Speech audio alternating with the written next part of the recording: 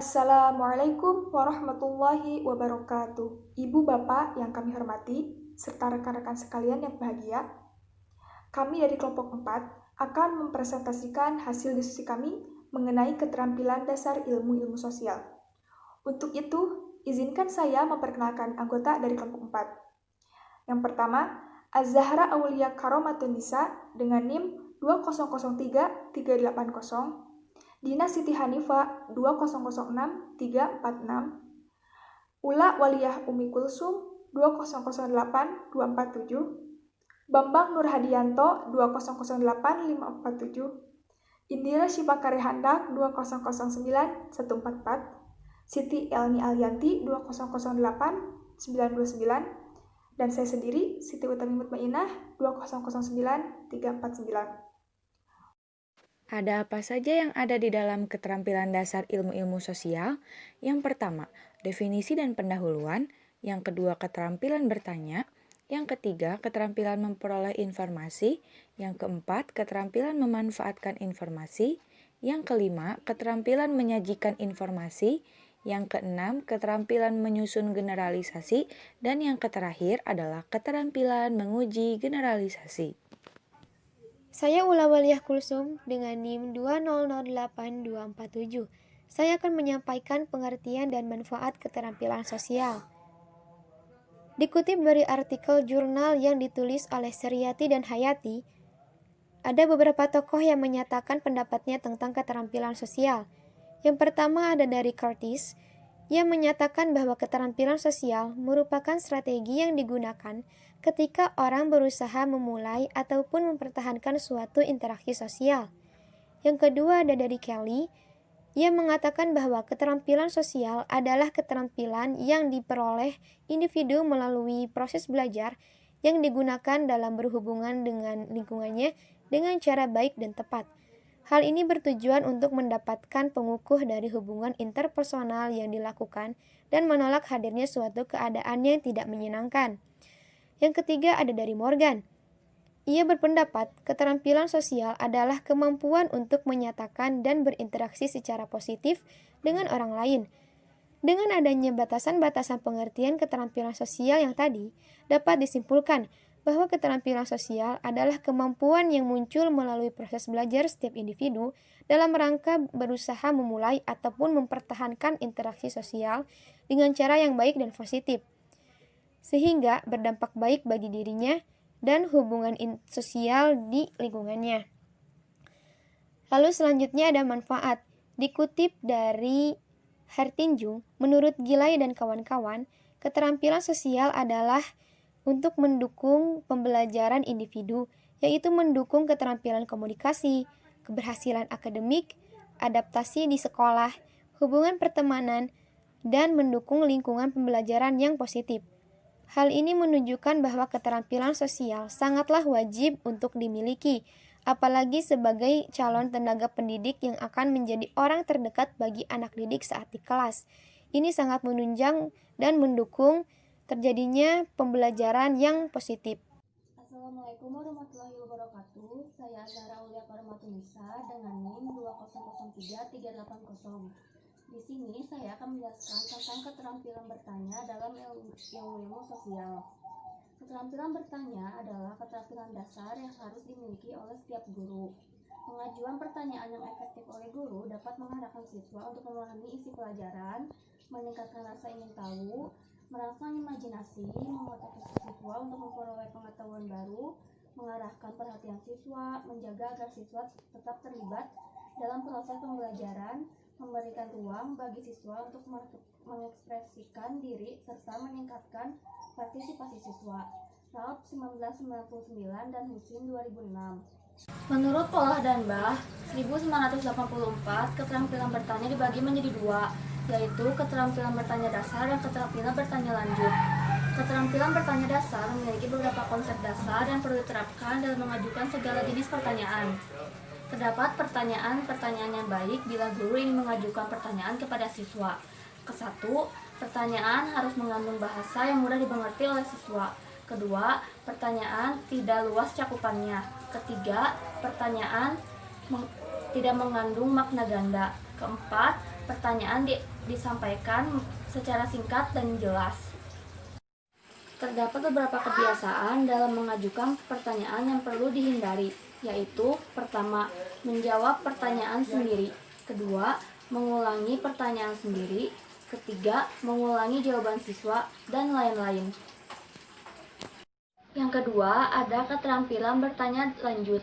Keterampilan bertanya lanjut adalah keterampilan lanjutan dari keterampilan bertanya dasar yang memiliki keunggulan untuk meningkatkan partisipasi siswa dan kemampuan berpikir siswa. Adapun tahapan-tahapan dan komponen dalam keterampilan bertanya lanjut, yaitu pertama, pengubahan tuntutan kognitif. Di sini, guru dapat mengajukan pertanyaan kepada siswa dari tingkat berpikir rendah ke tingkat berpikir tinggi. Contoh dari pertanyaan tingkat berpikir rendah lebih kepada pertanyaan ingatan, seperti apa, di mana, dan siapa. Untuk tingkat berpikir tinggi, lebih kepada pemahaman evaluasi, contohnya bagaimana, jelaskan, dan mengapa. Kedua, ada pengaturan pertanyaan secara tepat. Untuk meningkatkan tingkat berpikir dari yang rendah ke yang tinggi, guru perlu untuk mengurutkan pertanyaan dari yang tingkat rendah ke tingkat tinggi. Hal ini dapat meningkatkan kemampuan berpikir siswa lebih baik. Yang ketiga, ada pengaturan pertanyaan pelacak. Pertanyaan pelacak digunakan untuk menindaklanjuti jawaban yang telah disampaikan. Misalnya, jawaban siswa sudah benar, tetapi bisa ditingkatkan lebih baik lagi.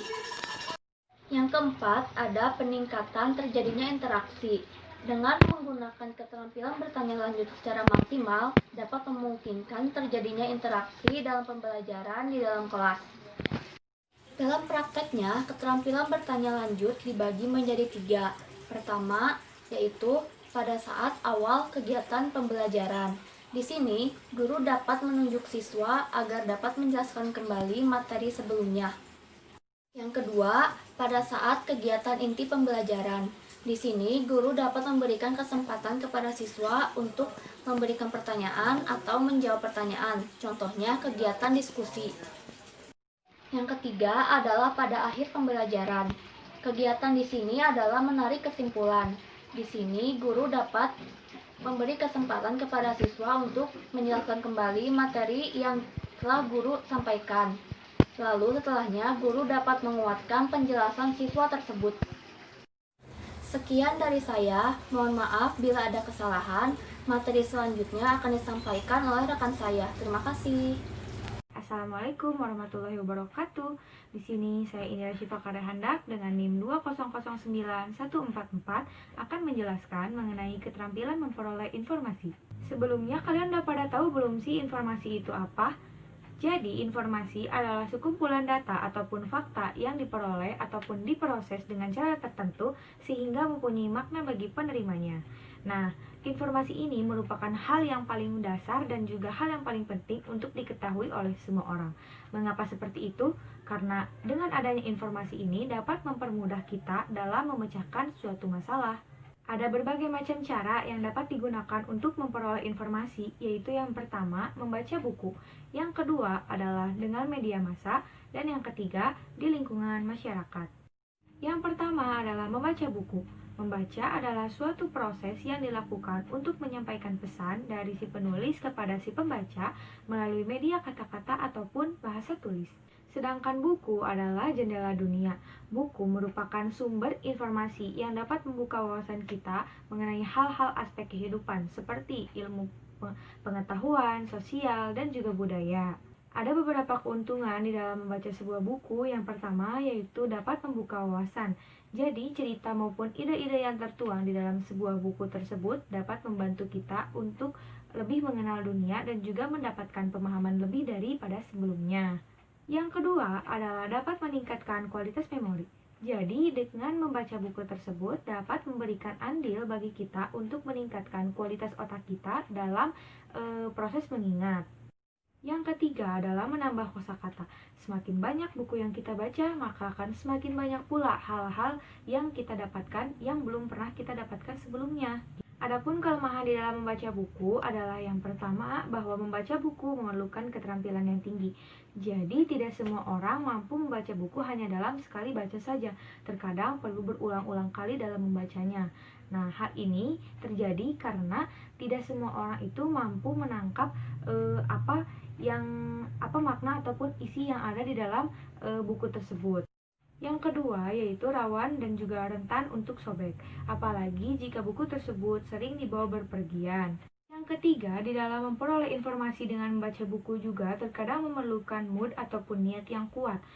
Yang kedua adalah dengan melalui media massa.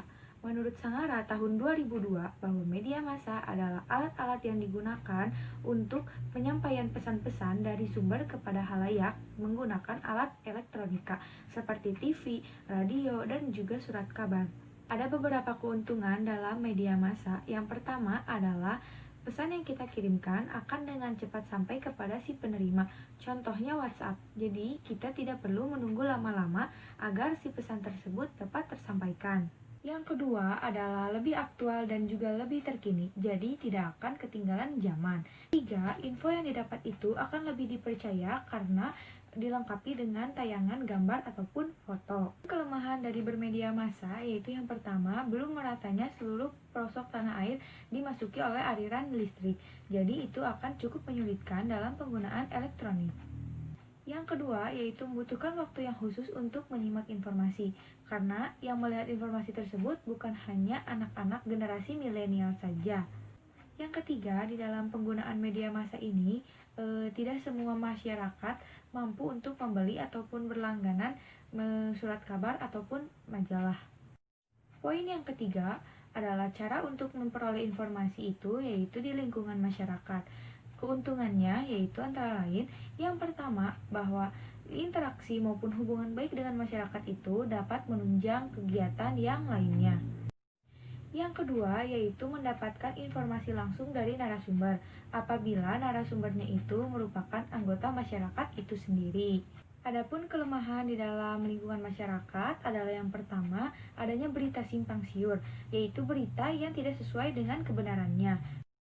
Yang kedua, informasi yang diperoleh itu tidak begitu lengkap karena hanya mengacu kepada salah satu orang saja. Selanjutnya akan dipaparkan oleh teman saya. Nah, materi selanjutnya yaitu keterampilan memanfaatkan informasi. Sebelumnya, perkenalkan, nama saya Siti Utami Mutmainah dengan NIM 2000349. Hamid Hasan mengemukakan tentang kemampuan memanfaatkan keterampilan dan informasi adalah kemampuan memanfaatkan apa yang telah menjadi milik siswa. Nah, apa sih yang telah menjadi milik siswa itu? Yaitu informasi yang telah didapatkan dari keterampilan sebelumnya. Dalam kemampuan proses pertama dan kedua, yaitu yang telah dijelaskan oleh rekan saya tadi, keterampilan bertanya dan keterampilan memperoleh informasi, siswa telah mampu mencari informasi yang semakin mandiri. Kemudian, mengembangkan kemampuan mengolah informasi juga yang semakin mandiri. Mandiri di situ artinya siswa itu dapat melakukan dengan sendirinya. Kemampuan mencari dan mengolah beserta apa yang ditemukan dan diolah itu yang akhirnya menjadi milik siswa. Oleh karena itu, kemampuan memanfaatkan keterampilan dan informasi adalah kemampuan lanjutan yang melibatkan kemampuan mengolah pengetahuan yang sudah diperoleh oleh siswa dalam kegiatan sebelumnya. Selanjutnya, untuk dapat mengembangkan kemampuan ketiga ini, siswa harus diberi contoh dan latihan. Misal, seorang pengacara, ia harus jeli menerima informasi dari berbagai pihak yang nantinya dapat dimanfaatkan untuk membela klien kerjanya. Begitu pula halnya dengan guru. Tidak terlepas dari kegiatan memanfaatkan informasi dalam proses pembelajaran di kelas. Sebelum ia masuk ke dalam kelas untuk memberikan pelajaran, guru terlebih dahulu harus membawa sejumlah informasi yang telah dimilikinya untuk dimanfaatkan sebagai bahan ajar siswa di dalam kelas. Sebagai seorang guru, sebenarnya setiap hari juga mengadakan penelitian terhadap siswa, walaupun dalam bentuk yang sangat sederhana. Misalnya, saat mengajar, pada dasarnya guru itu menyampaikan informasi yang telah dimilikinya, baik diperoleh dari buku sumber, media massa, maupun dari hasil laporan penelitian. Setiap informasi yang dimiliki oleh seseorang baru dianggap bermanfaat bila ia dapat menggunakan dan memanfaatkan informasinya dalam kerjaannya sehari-hari. Guru menunjukkan cara bagaimana memanfaatkan keterampilan dan pengetahuan yang sudah dimiliki. Dalam demonstrasi tersebut, guru harus menciptakan suasana yang baru, yaitu suasana yang belum ditemui siswa sebelumnya. Suasana baru itu bisa berbentuk masalah baru, informasi baru, atau sumber baru. Tetapi haruslah diingat bahwa suasana baru itu tidak menuntut keterampilan baru ataupun pengetahuan baru dari siswa. Jadi, suasana baru itu tidak menuntut siswa untuk menggunakan apa yang sudah dimilikinya dan bukan sesuatu yang harus dipaksakan. Tetapi, persyaratan untuk suasana baru itu hendaklah diperhatikan dan dipedulikan oleh guru. Apabila persyaratan tersebut tidak diperhatikan dan tidak terpenuhi, maka ada dua kemungkinan yang terjadi. Pertama, siswa tidak akan mampu berbuat apapun dalam menghadapi suasana baru itu, karena kemampuan dirinya tidak memungkinkan melaksanakan apa yang harus dilakukan terhadap suasana baru itu. Dalam keadaan semacam itu, siswa mengalami frustasi loh. Dan kalau dipaksakan, maka yang terjadi bukanlah pemanfaatan informasi, yang ada hanyalah pemaksaan. Hal kedua yang akan terjadi apabila persyaratan itu tidak dilaksanakan ialah siswa akan diminta untuk mengembangkan suasana yang baru. Dengan demikian, siswa dihadapkan pada situasi belajar untuk mengembangkan keterampilan baru dan pengetahuan baru. Ini adalah kegiatan perluasan dari pengembangan kemampuan yang dikemukakan di bagian pertama dan kedua mengenai keterampilan proses. Jadi, kegiatan tersebut bukan merupakan kegiatan pemanfaatan keterampilan dan pengetahuan yang dibicarakan dalam bagian ketiga ini. Bagian ini tidak menuntut pengembangan keterampilan dan pengetahuan baru, tetapi menggunakan apa yang sudah ada. Dapat dikatakan bahwa bagian ini membicarakan mengenai penguatan dari apa yang sudah diperoleh. Dalam pengajaran konsep dapat dikatakan bahwa kemampuan ketiga ini adalah kemampuan dalam fase deduktif. Data atau informasi yang diperoleh dapat pula dimanfaatkan sebagai dasar-dasar perencanaan di masa yang akan datang. Dalam memanfaatkan informasi untuk merencanakan pembangunan di masa yang akan datang, ada beberapa hal yang harus diperhatikan. Di antaranya, 1. Informasi hendaklah benar-benar dari sumber-sumber yang terpercaya, misalnya buku, jurnal, laporan penelitian, dan lain-lain. 2. Pengolahan dan analisa data menggunakan teori-teori akurat supaya dapat menarik kesimpulan yang objektif. 3. Informasi yang diperoleh sesuai dengan tujuan penelitian sehingga penelitiannya lebih akurat dan terpercaya. Selengkap apapun informasi yang diperoleh dalam sebuah penelitian, apabila tidak dapat memanfaatkannya, maka hasil penelitian itu kurang atau tidak dapat memberikan kontribusi positif kepada pihak lain, terutama dalam hal pembangunan pendidikan nasional. Dengan demikian, keterampilan memanfaatkan informasi itu penting untuk dilaksanakan. Terima kasih. Assalamualaikum warahmatullahi wabarakatuh. Perkenalkan, nama saya Dina Siti Hanifah dengan NIM 2006346. Di sini saya akan menjelaskan materi mengenai keterampilan menyajikan informasi. Keterampilan menyajikan informasi adalah kemampuan dasar yang harus dimiliki oleh seorang guru dalam proses menjelaskan mengenai apa yang akan diinformasikan secara lisan kepada peserta didik pada proses pembelajaran yang bersifat sistematik. Sistematik di sini maksudnya tersusun atau sudah terencana. Penguasaan keterampilan menyajikan informasi merupakan faktor yang penting dalam proses pembelajaran. Mengapa sebagai guru perlu menguasai keterampilan tersebut? Karena di sini ada beberapa tujuan yang harus diperoleh. Yang pertama, membimbing peserta didik untuk memahami materi yang dipelajari. Yang kedua, melibatkan peserta didik untuk berpikir dengan memecahkan masalah. Yang ketiga, memberi balikan kepada peserta didik mengenai tingkat pemahamannya. Yang keempat, mengatasi kesalahpahaman mereka dalam memahami materi. Dan yang kelima, menolong peserta didik untuk mendapatkan dan memahami prinsip-prinsip umum secara objektif dan bernalar. Terdapat variabel mengenai keterampilan menyajikan informasi, yaitu yang pertama, kejelasan. Dalam menyampaikan materi pelajaran, guru hendaknya menggunakan bahasa yang jelas dan mudah dipahami, berbicara dengan lancar, dan mendefinisikan istilah-istilah teknis, serta berhenti sejenak untuk melihat respon peserta didik. Yang kedua, menggunakan contoh atau ilustrasi, karena tidak semua materi yang diajarkan kepada siswa dapat mudah dipahami oleh siswa. Dengan demikian, untuk mempermudah siswa memahami materi ajar yang memperjelas terhadap penjelasan, perlu menggunakan contoh atau ilustrasi. Contoh atau ilustrasi yang diberikan dapat menjembatani siswa untuk memahami terhadap materi yang dipelajarinya. Yang ketiga, pengorganisasian materi, yaitu menyusun atau memilih materi yang baik dan sesuai sehingga terwujud kesatuan materi dalam bentuk bahan pelajaran sehingga siap disampaikan kepada siswa. Dan yang terakhir, dengan memberikan penekanan, misalnya penekanan pada intonasi suara ketika memberikan butir-butir yang penting, penekanan pada gerak dan mimik jadi ekspresif pada saat menjelaskan, penekanan pada gambar dan media lain. Media lain ini bisa berupa audio ataupun video. Penguasaan keterampilan menyajikan informasi yang baik diharapkan menjadi modal guru untuk menciptakan suasana yang nyaman serta mampu mendorong siswa untuk belajar lebih baik dan meningkatkan prestasi belajarnya di kelas.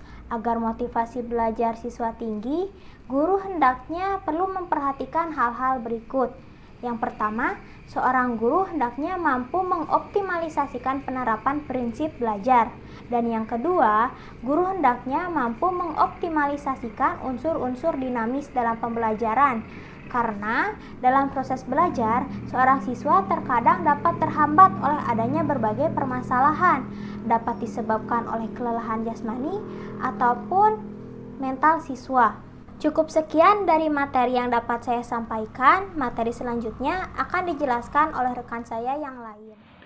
Bismillahirrahmanirrahim. Assalamualaikum warahmatullahi wabarakatuh. Perkenalkan, nama saya Siti Ali Alianti dengan nomor NIM 28929. Akan menjelaskan tentang keterampilan menyusun generalisasi. Samlawi 1998 mengemukakan beberapa ketentuan tentang generalisasi sebagai berikut. Yang pertama, generalisasi merupakan sejumlah konsep yang memiliki keterkaitan makna. Yang kedua, generalisasi adalah pernyataan tentang hubungan di antara konsep. Yang ketiga, generalisasi mengemukakan sejumlah besar informasi. Yang keempat, kebenaran suatu generalisasi ditentukan oleh rujukan pembuktian. Yang kelima, generalisasi yang kita jumpai hari ini mungkin pada masa yang akan datang harus diperbaiki sehingga diperlukan bukti-bukti baru pula. Menurut Jojo Suradisastra 1991 atau 1992, generalisasi menghubungkan beberapa konsep sedemikian rupa sehingga terbentuk suatu pola hubungan yang menggambarkan hal-hal yang lebih luas. Artinya, dalam pikiran kita terbentuk pola-pola hubungan yang lebih luas. Menurut Mursid Sumatmaja 1980, generalisasi adalah hubungan dua konsep atau lebih dalam bentuk kalimat lengkap yang merupakan pernyataan deklaratif atau disebut juga penjelasan dan dapat dijadikan suatu prinsip atau ketentuan dalam IPS, ilmu pengetahuan sosial. Jadi, dapat disangkal bahwa seseorang menyusun generalisasi konsep, orang yang menarik dua konsep atau lebih dengan rupa sehingga saling berhubungan satu dengan lainnya. Untuk lebih jelasnya, kita ambil contoh. Ada ungkapan, makin primitif itu sederhana. Makin primitif suatu masyarakat, lingkungan hidupnya akan mempengaruhi cara masyarakatnya itu. Nah, di sini kita menemukan paling sedikit 3 konsep, yaitu yang pertama, masyarakat primitif, yang kedua, lingkungan hidup, yang ketiga, cara hidup. Generalisasi yang baik adalah generalisasi yang tidak menyebut orang, tempat, atau benda. Alasannya, geografis kita menyebutkannya berarti generalisasi yang kita miliki tingkat abstraksi yang rendah, tingkat keberlakuannya juga sempit atau rendah. Generalisasi harus ditulis sedemikian rupa sehingga siswa dapat mengaplikasikannya dalam berbagai situasi juga. Menurut Sumaat Maja 1984, penyusunan dan pengembangan suatu generalisasi bukanlah merupakan pekerjaan yang mudah. Kemampuan ini memerlukan latihan, kemampuan menggunakan bahasa, dan kemampuan menggunakan membina konsep. Ketekunan melatih diri, ketekunan memberikan latihan dasar yang dapat membina kemampuan mengembangkan generalisasi. Untuk menyusun generalisasi, diperlukan logika berpikir yang bersifat universal dan tidak dibatasi oleh ruang dan waktu. Oleh karena itu, guru IPS maupun anak didiknya harus memiliki kemampuan untuk berpikir logis. Hal itu menuntut keterampilan fisik, biologis, maupun keterampilan mental psikologis. Untuk menyusun suatu generalisasi, perlu memperhatikan hal-hal berikut ini. Yang pertama, sikap berhati-hati dalam menyusun generalisasi. Yang kedua, didukung oleh data yang akurat dan representatif atau tepat. Yang ketiga, penyusunan dilakukan dengan objektif.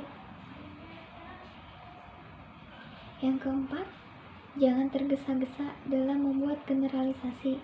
Yang kelima, data perlu dianalisis kembali agar tidak terjadi kekeliruan dalam mengambil kesimpulan. Tanda-tanda penting dalam generalisasi ilmiah yaitu: yang pertama, datanya dikumpulkan dengan observasi atau sesuai pengamatan yang cermat oleh orang-orang yang ahli. Pencatatan kesimpulan dilakukan dengan tepat, menyeluruh, dan teliti. Yang kedua, adanya penggunaan instrumen atau alat untuk mengukur data serta mendapatkan ketepatan serta menghindari kekeliruan. Yang ketiga, adanya pengujian, perbandingan, serta klasifikasi fakta. Yang keempat, pernyataan generalisasi itu jelas, sederhana, dan dinyatakan dengan kata yang tepat. Yang kelima, observasi atas fakta-fakta eksperimental atau percobaan, hasilnya dirumuskan dengan memperhatikan kondisi yang bervariasi, misalnya seperti waktu, tempat, dan keadaan khusus lainnya. Yang keenam, dipublikasikan untuk memungkinkan adanya pengujian kembali, kritik, dan pengetesan atas generalisasi yang dibuat. Dalam KBBI atau Kamus Besar Bahasa Indonesia, generalisasi mempunyai arti: 1. Perihal membentuk gagasan atau simpulan umum dari suatu kejadian hal. 2. Perihal membuat suatu gagasan lebih sederhana daripada yang sebenarnya atau panjang lebar. Yang ketiga, perihal membentuk gagasan yang lebih kabur. Yang keempat, penyamarataan. Pakih Samlawi 1998 mengemukakan bahwa generalisasi merupakan sejumlah konsep yang memiliki karakteristik dan makna. Generalisasi adalah pernyataan tentang hubungan di antara konsep. Generalisasi mengungkapkan sejumlah besar informasi. Ciri-ciri generalisasi adalah sebagai berikut. Yang pertama, menunjukkan hubungan antara dua konsep atau lebih. Yang kedua, bersifat umum, dan merupakan abstraksi yang menunjukkan keseluruhan kelas dan bukan bagian atau contoh. Yang ketiga adalah tingkat abstraksi yang lebih tinggi dari sekadar konsep. Yang keempat, berdasarkan pada proses dan dikembangkan atas dasar penalaran dan bukan hanya berdasarkan pengamatan semata. Yang kelima, berisi pernyataan-pernyataan yang dapat dibuktikan kebenarannya dan validasi. Artinya diuji berdasarkan bukti-bukti yang pasti dengan menggunakan sistem penalaran dan equity. Contoh generalisasi adalah makin banyak angka pengangguran di suatu negara, makin meningkat angka kejahatan. Dari generalisasi tersebut terdapat konsep pengangguran, kejahatan, dan negara. Terima kasih. Mungkin cukup sekian yang saya sampaikan. Lalu akan dilanjut oleh teman saya. Keterampilan menguji generalisasi. Untuk menguji kebenaran yang dihasilkan oleh generalisasi tersebut, apakah yang dihasilkan cukup kuat dan dapat diterima? Maka kita dapat melakukan pengujian-pengujian sebagai berikut. Yang pertama, apakah contoh yang digunakan jumlahnya cukup untuk mewakili fenomena lain yang sama, atau adakah hal-hal atau kejadian-kejadian yang diuji merupakan sampel yang cukup dari seluruh kelompok yang dipertimbangkan. Yang kedua, apakah contoh cukup bervariasi, karena semakin banyak contoh yang digunakan, semakin kuat hasil yang dicapai. Yang ketiga, apakah dalam generalisasi tersebut diperhitungkan hal-hal yang menyimpang dengan fenomena umum atau tidak. Yang harus diperhitungkan adalah kekecualian-kekecualian. Dalam kekecualian cukup besar tidak mungkin diadakan generalisasi, tetapi kalian sedikit harus dirumuskan secara hati-hati. Nomor 4, apakah kesimpulan yang dirumuskan konsisten dengan fenomena individual? Selanjutnya, ada beberapa karakteristik yang perlu dipahami sebelum menguji generalisasi, yaitu yang pertama, generalisasi harus merupakan kalimat yang lengkap. Yang kedua, generalisasi merupakan kalimat pernyataan yang deklaratif.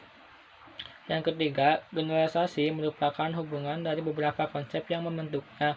Yang keempat, konsep yang membentuk generalisasi itu memiliki fakta yang cukup representatif di lapangan. Yang kelima, kalimat yang membentuk generalisasi memiliki makna yang universal. Cukup sekian yang dapat kelompok kami sampaikan. Mudah-mudahan dapat diaplikasikan dalam kehidupan sehari-hari. Mohon maaf apabila banyak kesalahan. Wassalamualaikum warahmatullahi wabarakatuh.